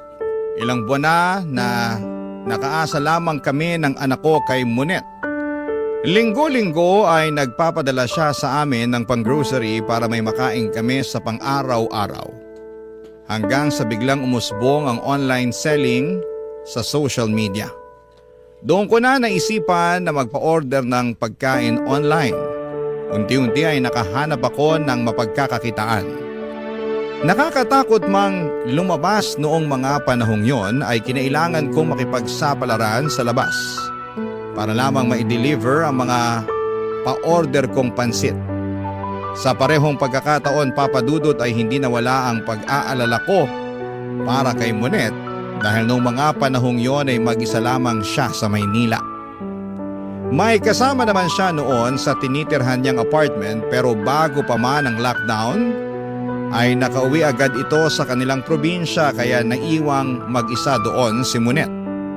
Nasa maayos man siyang kalagayan ay hindi ko maiwasang mabahala dahil walang mag-check sa kanya kapag may sakit siya o kung anuman. Kaya naman bilang asawa ay ginawa ko ang lahat para matiyak na nasa mabuting kalagayan sa pagdaan ng bawat araw ang asawa ko. Hindi natatapos ang araw nang hindi ko siya natatawagan para masigurado kung safe siya. Oras-oras ay kinukumusta ko siya kahit na nakukulitan na siya sa akin. Mapanatag lamang ang kalooban ko. Pero sa sobrang pag-aalala para sa kalagayan ng asawa ko ay hindi ko inaasahan na ako palang malalagay sa kapahamakan, Papa Dudut. Barangay Love Stories. Barangay Love Stories. Naging mahirap ang buhay namin noong pandemic, Papa Dudut. Mahigit 1 taon ding iisa lamang ang naging routine ko. Alas 4 pa lamang ng madaling araw ay lumalabas na ako para mamili ng mga rekados na gagamitin ko para sa pansit na pa-order ko online. Gamit ang motor na hinuhulugan pa namin noong mga panahong yon ay araw-araw po akong nagdi-deliver. Umulan man at umaraw, nalang takot na baka mahawaan ako ng COVID. Pagsapit ng gabi ay naglalaan kami ni Munet ng oras para sa isa't isa para naman kahit papaano ay mapanatili naming maayos at matatag ang relasyon namin.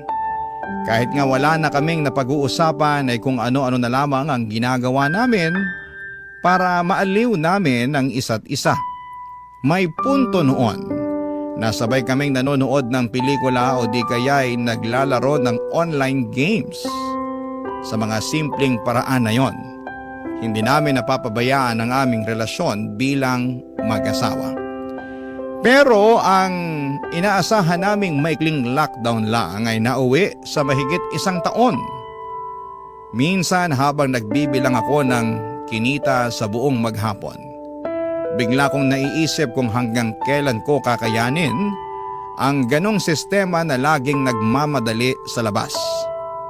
Laging may takot dahil sa pangamba sa kumakalat na virus. Ganon pa man sa tuwing maririnig ko ang boses ni Monet.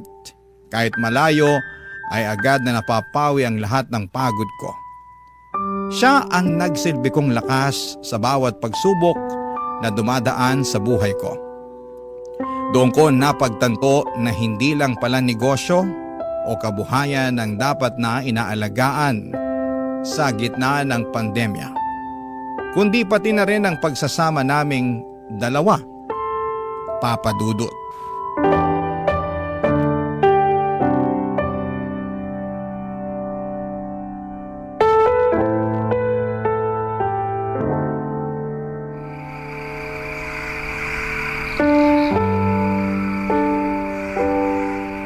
Mabuti na lang, pinayagan kayong mag-work from home no?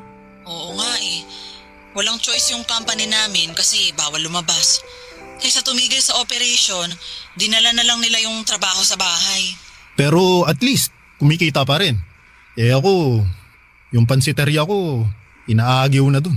Pero sabi mo, kumukuha ka ng orders online, di ba? Oo, may mga mangilan-ngilan namang umu-order sa akin. Pero syempre, hindi na katulad ng dati yung kinikita ko kasi kailangan ko pang mag-deliver. Ang mahal ng gas. Bakit kasi hindi ka maningil ng delivery fee? Yung free delivery na nga lang yung dahilan kung bakit may mga customer pa ako Maniningil pa. O siya, basta mag-ingat lang kayo dyan ha. Paakyat pa rin ang paakyat yung kaso ng COVID ngayon nakakatakot. Oo, nag-iingat naman ako. Ang problema ko, itong anak natin ngayon, sinisipon. Si Angel? Pinaiinom mo ba siya ng gamot? Oo, may gamot siya rito. Kung ipa-antigen mo kaya, baka mamaya COVID na yan. Hindi naman siguro, hindi siya lumalabas ng bahay Paano siya magkaka-COVID? Ikaw lumalabas ka ng bahay. Hindi mo lang alam, baka carrier ka na pala ng virus tapos nakuha ng anak mo. Wala naman akong sipon. Kahit na. May tinatawag tayong asymptomatic. Yung may virus pero walang sintomas. Sige. Sige, ipapa-antigen test ko siya bukas para masigurado. Sige. Pati ikaw na rin ha?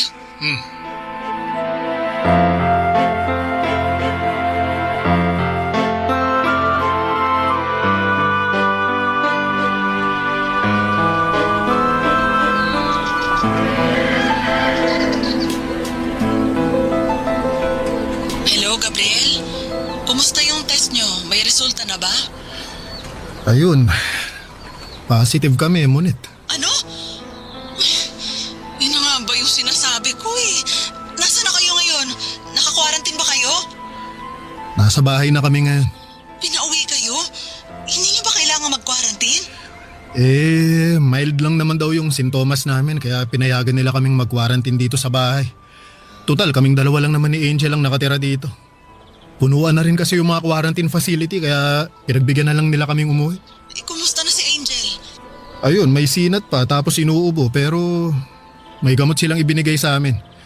Ang sabi, uminom daw kami ng vitamins para mas lumakas yung resistensya namin. Ganun ba? Ikaw, kumusta ka? Eto, okay naman ako. Maliban sa walang panlasa ngayon, malakas naman ako. Awa ng Diyos, wala naman akong lagnat o kung ano man. Bakit kasi hindi kayo nag-ingat dyan Nag-aalala tuloy ako para sa inyong dalawa. Huwag kang mag-alala. Ako nang bahala dito. Hindi ko papabayaan tong anak natin. Ang problema ko ngayon, yung negosyo. Titigil na naman dahil sa buwisit na COVID na to. Huwag mo nang problemahin yan. Magpapadala na lang ako ng panggastos nyo. Ang isipin mo na lang muna yung kalusugan nyo. Kung magpapadala ka, isend mo na lang sa kapatid ko. Siya yung nag-grocery para sa amin Siya ngayon yung nagdadala ng pagkain. Hindi ako makapagluto, wala akong panlasa Sige. Kakausapin ko siya mamaya. Wala na ba kayong ibang kailangan? Vitamins, pagkain? Wala na, kumpleto pa naman kami dito. Sige, balitaan mo ako dyan ha. Patapos na yung break ko, babalik na ako sa trabaho. Sige, Monet. Ikaw, mag-iingat ka rin dyan, ha? Oo, kayo rin. Sa awa ng Diyos ay mabilis din naman kaming gumaling ng anak ko matapos kaming tamaan ng COVID. Pero kahit gumaling na ako ay hindi naging madali ang mga sumunod na araw. Nakaranas kasi kami ng diskriminasyon mula sa mga tao sa paligid namin. Iniiwasan nila kami dahil sa takot na baka makahawa pa kami kahit na noong mga panahong yon ay magaling na kami. Kahit mga dating kapitbahay at kakilala ay bigla na lamang nila kaming iniwasan. At ang malala pa ay nadamay din ang negosyo ko.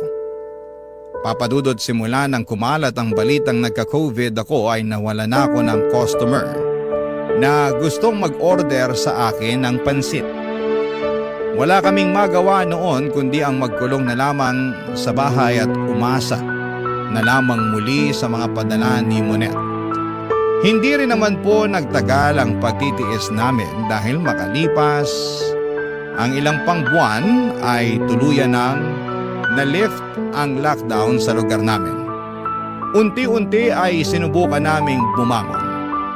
Noong lumuwag ang restrictions noong 2022, ay lagi kong hinihikayat si Monet na umuwi na muna sa Tuguegarao para naman mabisita niya ang anak niya.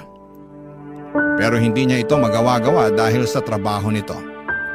Kaya naman naisipan ko na kaming dalawa na lamang ng anak ko ang pumunta sa kanya. Naisipan kong isorpresa ang asawa ko. Kaya hindi namin siya sinabihan na luluwas kami. Pero papadudod sa halip na si Monet ang masurpresa sa biglaang pagbisita namin sa kanya ay ako pa ang sobrang nagulat.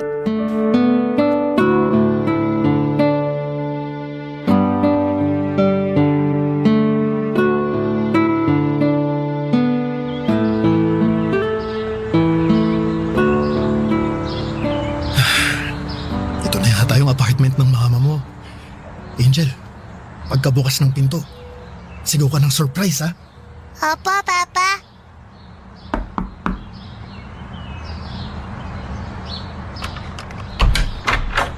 Surprise! Oh? Hindi naman po yan si Mama eh. Anong kailangan nila? Nako. Sorry na mali lang yata ako ng kinatok. Pasensya na, akala ko ito yung apartment ni Monet eh. Ito nga yung apartment ni Monet. Bakit? May kailangan ka ba sa kanya? Sandali. Dito nakatira si Monet? Oh. Monet! May naghahanap sa'yo! Sa akin? Sandali, nandyan na. Sino raw? Gabriel? Surprise! Mama, na-surprise ka ba? Anak, Gabriel, anong ginagawa niyo rito? Bakit hindi kayo nagsabi sa akin na luluwas kayo? Hindi ka makauwi ng Tuguegarao kaya kami na mismo bumiyahe para sa'yo. Gusto ka sana naming isurprise ng anak mo. Mama, na-surprise ka ba? Oo, anak. Sandali lang ha.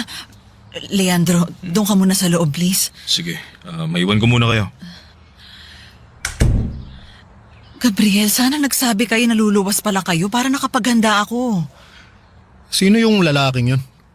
Akala ko ba mag-isa ka lang dito sa apartment mo? Si ano yun? Si Leandro, katrabaho ko. Binisita lang niya ako kasi may nagpapatulong ako dun sa laptop ko. Nagka-problema kasi. Inaayos lang niya. Inaayos niya yung laptop mo na ang suot lang, naka-boxers. Halos wala nang saplot yung kasama mo sa apartment. Sasabihin mo sa akin inaayos niya lang yung laptop mo? Pinaglululoko mo ba ako, Monet? Gabriel, magpapaliwanag ako. Lalaki mo ba yun, ha? Huwag naman dito sa harap ni Angel. Mag-usap tayo ng pribado. Sagutin mo ako. Lalaki mo ba yun? Gabriel! Ayaw mo sumagot? Pwes ako magtatanong sa kanya. Gabriel, sandali lang. Nasaan siya, ha? Monet, may problema ba? Ikaw? Sino ka, ha? Anong ginagawa mo dito sa apartment ng asawa ko? Pare, relax ka lang. Anong relax? Nakatayo ka rito sa harap ko na halos wala ka ng suot? Sasabihin mo mag-relax ako? Sagutin mo yung tanong ko. Sino ka? Gabriel naman, huminahon ka, naririnig ka ng anak mo. May relasyon ba kayo? Ano? Gabriel, Kung ano man yung iniisip mo, nagkakamali ka. Pwes ano? Mas mabuting sabihin mo na sa kanyang totoo, Monet. Wala na tayong takas eh. Bistado na tayo. Leandro, tumigil ka nga dyan.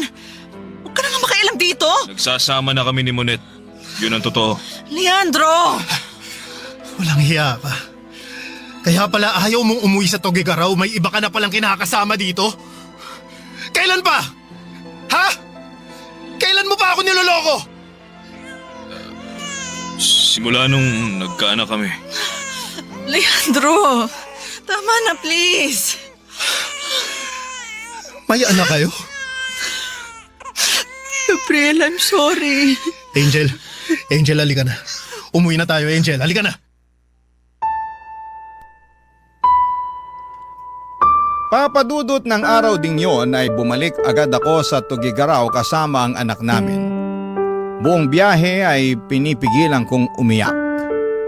Gusto kong maging matatag para kay Angel pero sa bawat tahimik na sandali ng biyahe, naririnig ko ang tibok ng puso kong durog na durog. Pagdating sa probinsya ay paulit-ulit akong tinatawagan ni Monet. Nang mga panahong yon dahil sa galit ay hindi ko pa magawang sagutin ang tawag nito. Wala pa akong lakas ng loob na marinig muli ang boses niya. Kahit wasak na ang loob ko ay itinago ko sa mga kaibigan at kamag-anak namin ang totoong mga nangyari. Ayaw kong kaawaan ako ng mga tao. Ayaw ko ring husgahan si Monet ng iba. At higit sa lahat ay ayaw kong pagpiestahan ng mga tao ang buhay namin. Sa halip ay tinuong ko na lamang ang sarili ko sa muling pagpapatakbo ng aking pansiteria. Hindi ko na maatim na tumanggap pa ako ng kahit na anong kusing mula kay Monet.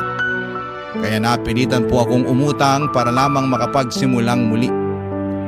Sa awa naman ng Diyos ay unti-unti ring bumalik ang mga suki ko. Mahirap man ang pinagdaanan ko noon ay pinilit kong isantabi ang nararamdaman ko para sa anak ko. Sa halip na hayaang lamunin ako ng galit at lungkot, ay pinili kong magpakatatag dahil alam kong sa kabila ng sakit. Kailangan kong magpatuloy dahil ako lamang ang aasahan ng anak ko, Papa Dudut. Barangay Love Stories. Barangay Love Stories. Noong napayagan si Monet na magkaroon ng hybrid work setup ay agad-agad siyang umuwi sa probinsya. Ang sabi niya ay gusto niya makipag-usap sa akin at ayusin ang lahat. Ngunit pagdating niya ay naging malamig na ako sa kanya, Papa Dudut. Hindi ko siya kinibo at hindi ko siya kinausap. Sa totoo lang ay hindi ko pa rin lubos maisip kung paano ko siya mapapatawad sa ginawa niya sa akin. Araw-araw kaming nasa isang bubong noon pero parang magkaibang mundo ang kinakaroon na namin. Kung dati puno ng tawanan at kwentuhan ang bahay, noong panahon na yon ay puro katahimikan ang bumabalot sa pagitan namin. Ramdam ng bawat isa ang bigat ng hangin. At sa tuwing sinusubukan niyang lumapit ay ako naman ang lumalayo, Papa Dudut. At dahil nga sa sama ng loob ay unti-unti akong natutong uminom. Sa umpisa ay isang baso lamang para pampatulog. Pero habang tumatagal ay naging sandalan ko na ang alak sa tuwing bumabalik sa isipan ko ang mga eksenang ayaw ko nang maalala. May mga gabi pa nga na sa mismong pansiteria na ako natutulog. Hindi dahil sa pagod, kundi dahil ayaw kong makita si Monet, Papa Dudut. Isang gabi matapos ang inuman namin ng mga empleyado ko sa pansiteria, ay pinuntahan ako doon ni Monet para mapag-usapan ang problema naming ilang linggo na rin naming iniiwasang harapin, Papa Dudut.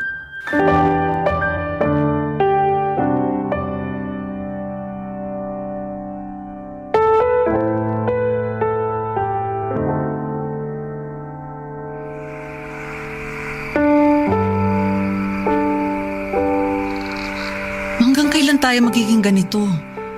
Ano, Habang buhay mo na lang akong hindi papansinin? Anong gusto mong gawin ko? Magkunwari na walang nangyari?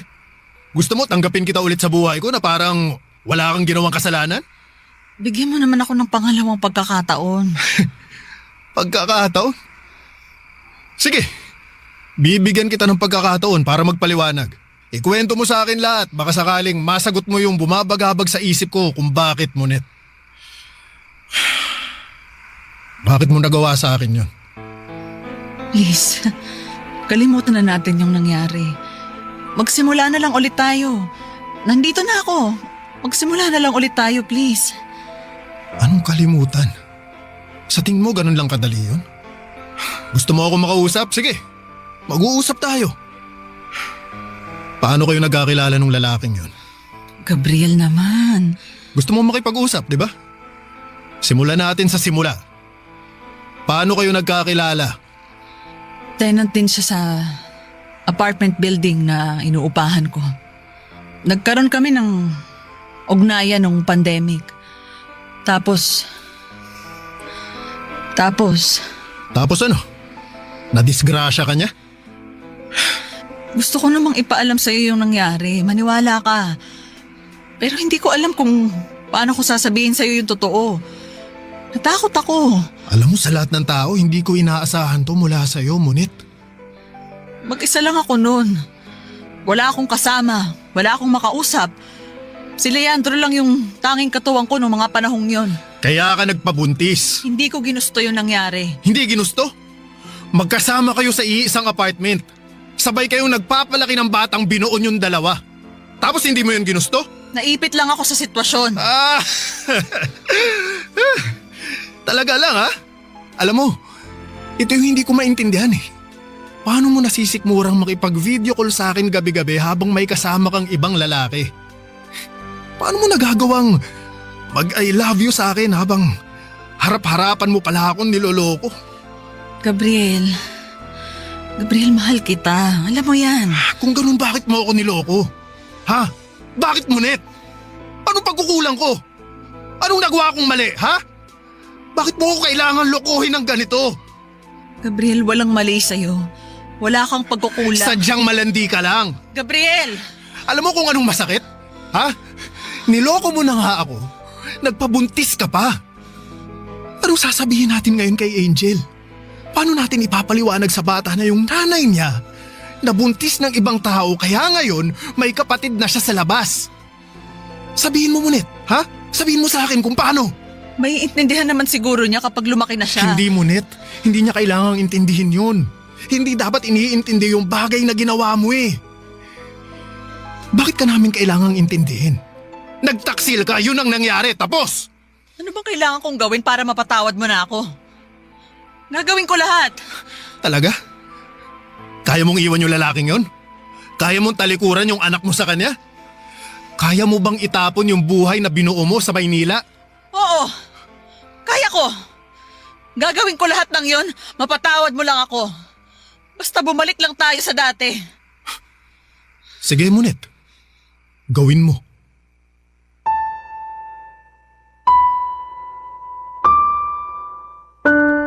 Matapos ng gabing yon sa pansiteria ay nagsimulang ipakita ni Monet ang pagsisisi mula sa kasalanang ginawa niya. Bumawi siya sa amin at pinatunayan niya na sincero siya sa paghingi ng tawad. Nag-resign na siya sa trabaho at tinalikuran niya ang mga kaibigan at bagong pamilya na binuo niya para lamang patunayang nagsisisi na siya sa mga nagawa niyang kasalanan noon. At katulad nga ng napag-usapan namin ay binigyan ko si Monet ng pangalawang pagkakataon. Sinubukan kong ibalik ang lahat ng tiwala, ang respeto at pagmamahal. Pero papadudot. Kahit na anong gawin ko ay hindi ko magawang tignan si Monet sa parehong paraan. Tuwing magkatabi kami sa kama ay paulit-ulit na pumapasok sa isipan ko ang lalaking kinakasama nito sa Maynila. Kung papaanong kada gabing magkausap kami sa cellphone, wala akong kamalay-malay na may ibang lalaki na pala siyang katabing matulog. Kasabay kumain at kasama sa pang-araw-araw. Kahit na anong pilit kong patawarin siya ay hindi ko magawa. Para bang may pader na namamagitan sa amin na hindi ko mabuwag pa. At kahit magkasama na kami sa isang bubong ay ramdam ni Monet ang lamig ng pakikitungo ko sa kanya, Papa Dudut. Hindi ko man sabihin, alam niyang nagbago na ako. Ang dating asawang puno ng lambing at ngiti ay napalitan ng isang lalaking tahimik, malayo at may bigat sa puso. Wala nang ibang magawa pa si Monet doon kundi ang tanggapin ang pagbabagong yon, Papa Dudut.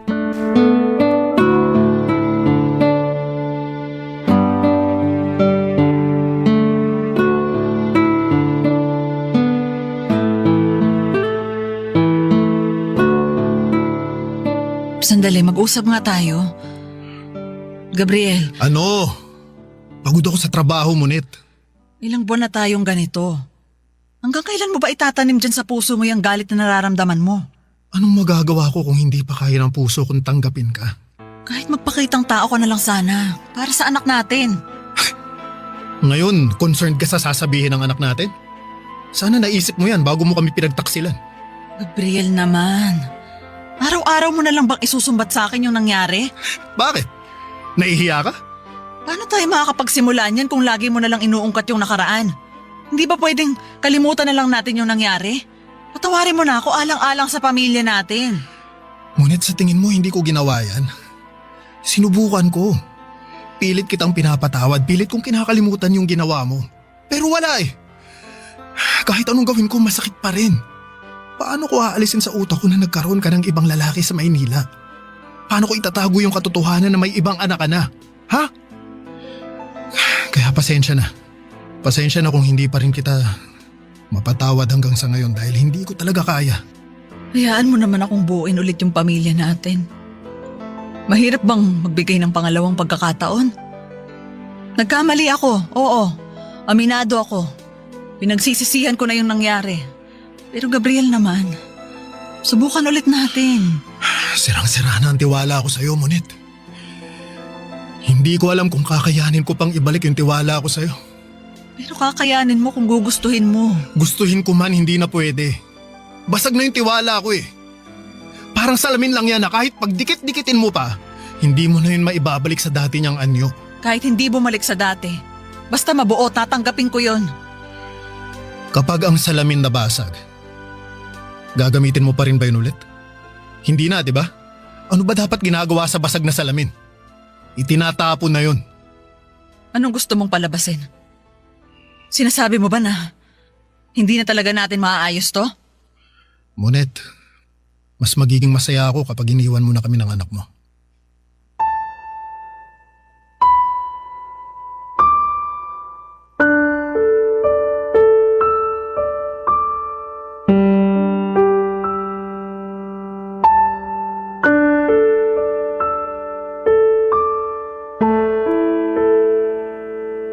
Papadudot mabilis na kumalat sa lugar namin ang nangyaring hiwalayan sa pagitan namin ni Monet.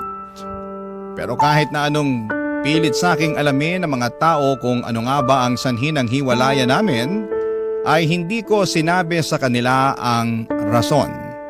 Tanging ang mga kamag-anak lang namin ang nakakaalam ng mga nangyari.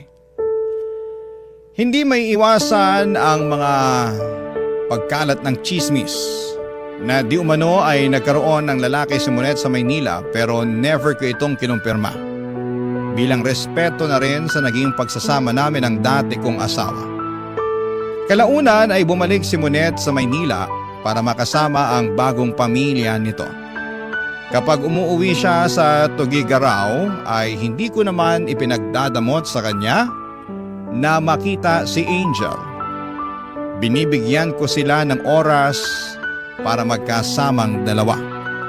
Kahit papaano ay naging civil kaming dalawa ni Monet para na rin sa anak namin. Papadudot kung ako ang tatanungin ninyo ay napatawad ko na po si Monet sa mga nagawa niya. Nandun pa rin ang sugat na gawa ng pagtataksil niya pero natutunan ko na ring tanggapin Ang mahalaga sa ngayon ay masaya na ako sa piling ng anak ko. Taon nang lumipas bago ko binuksang muli ang puso ko sa panibagong pag-ibig. Sa ngayon ay meron ng isang babaeng tumatayo bilang pangalawang ina ng anak ko, isang babae na tunay at lubos na nagmamahal sa aming dalawa ni Angel. Ito po ang aking kwento at maraming salamat po sa inyo, Papa Dudut, sa pagbabahagi ninyo ng aking kwento sa inyong programa. Mabuhay po kayo at naway hindi kayo magsawang magbahagi ng kwento ng mga katulad ko na tagahanga ninyo. Ang inyong kapuso at kabarangay forever, Gabriel. Anong say mo sa Barangay Love Stories na ito? Pagkwentuhan natin sa comment section yan.